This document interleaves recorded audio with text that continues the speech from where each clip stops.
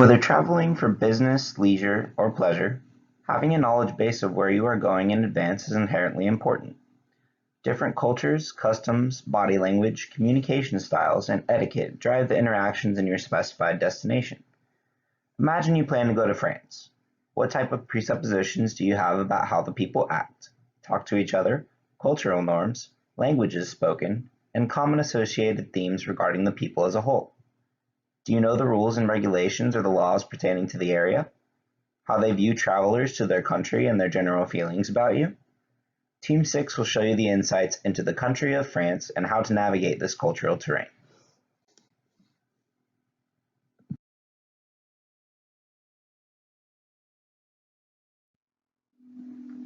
Introducing the country of France. The French Republic is founded on three values: liberty, equality, and fraternity. Liberty concerns all areas, such as freedom of expression or freedom of speech. Equality is guaranteed by universal suffrage and assumes that all citizens have the same rights and duties and are treated the same by law. Fraternity means solidarity between all citizens. Now, France is particularly rich in its heritage. Let us recall a few figures. The country contains more than 1,000 museums, 44,000 historical monuments, nearly 100 monuments managed by the Center of National Monuments, 186 towns and counties of art and history, 212 houses of illustrious archives, and more than 800 remarkable heritage sites. Now, 42 of those sites are listed as World Heritage by UNESCO. There are 3,400 protected parks and gardens. There are also 1,000 protected areas, including towns, villages, and landscape heritage. France is a country that has had a large number of regional language and dialects. Even if French remains the one and only official language, linguists estimate that there are around 75 regional languages in France. Among them, some are taught at school. In France, each year 400,000 students learn a regional language in public and private schools. It is important that students can study a discipline in a regional language for the BAC exams that all students take. Glottophobia. Glottophobia is a form of rejection that discriminates against all accents that do not correspond to standard French. It is a very prevalent practice in France. Is there an area where no specific accent exists? Well, probably not, because all regions are still influenced by their regional language. In fact, people with regional accents are victims of prejudice in comparison with the standardized language.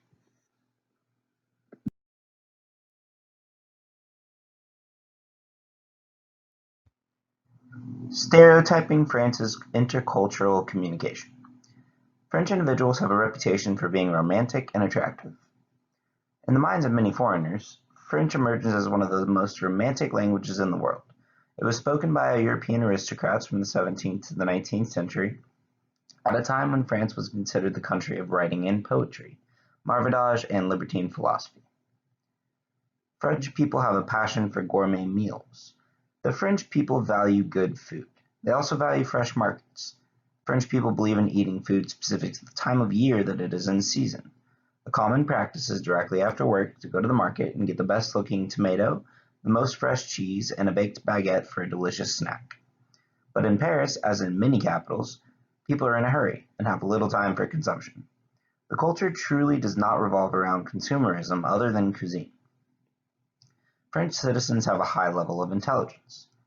The Enlightenment movement accentuated this stereotype, with major figures such as Voltaire, Condorcet, Rousseau, and Montesquieu.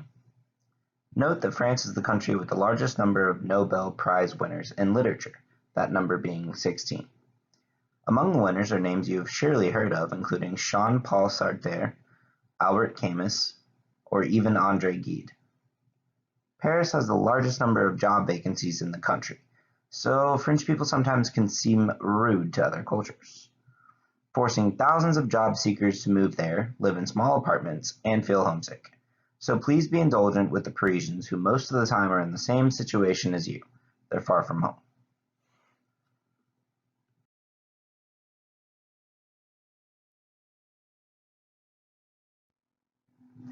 The etiquette of the business culture of France. In accordance with greetings, When greeting somebody in an informal setting, you go up to them and say hello and give them a kiss on each cheek. The American hug is almost considered too intimate. With regards to money, the French would give more importance to the general culture and the diplomas of their interlocutor, which would constitute an indicator of social class. The question of salary and money is taboo. You don't want to say or ask how much money you make. For the politeness protocol, it includes keeping your hands to yourself, not speaking too loudly. You always want to say hello first before saying or asking for anything. Not saying hello even to a salesperson can be considered rude. For business lunches, you always want to make sure that if you're taking a client to lunch, you want to make an appointment at least 2 weeks in advance with the restaurant and that person.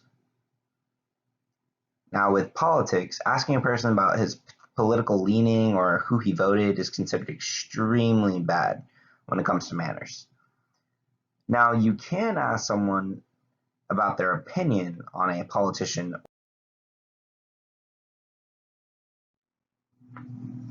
Effective cross-cultural communication with the French. The French communicate as much as possible with notions of French grammar and select spelling. Debate is used in any serious topics such as current affairs, society, politics, and ideas. The political debate has always been at the heart of French life. Meetings, especially in the professional context, are more of a place of debate and analysis than of decision. You must first of all convince, explain, and justify. It will not necessarily lead to an immediate decision. A structured speech will support the reasoning. Vous voyez is used among others when addressing a stranger, a superior, an older person, or in a formal framework. In some contexts, it can be difficult, even for a French person, to know whether to refer to a person or not. Always start by addressing your interlocutor so as to not appear rude. The transition from you to you is a frequent ritual, which marks the evolution of a relationship. The hierarchical distance is relatively high compared to other European countries and the Anglo-Saxon world. It makes it possible to realize that the sense of hierarchy is anchored in French culture. It is decisive in interpersonal relations and in the company, such as in terms of address. Observe the behavior of those around you to find appropriate behavior. Now, the French are direct, which can be misinterpreted with other nationalities. The French can also be indirect, not very easy to decipher, and use an implicit mode of communication, which allows for ambiguities.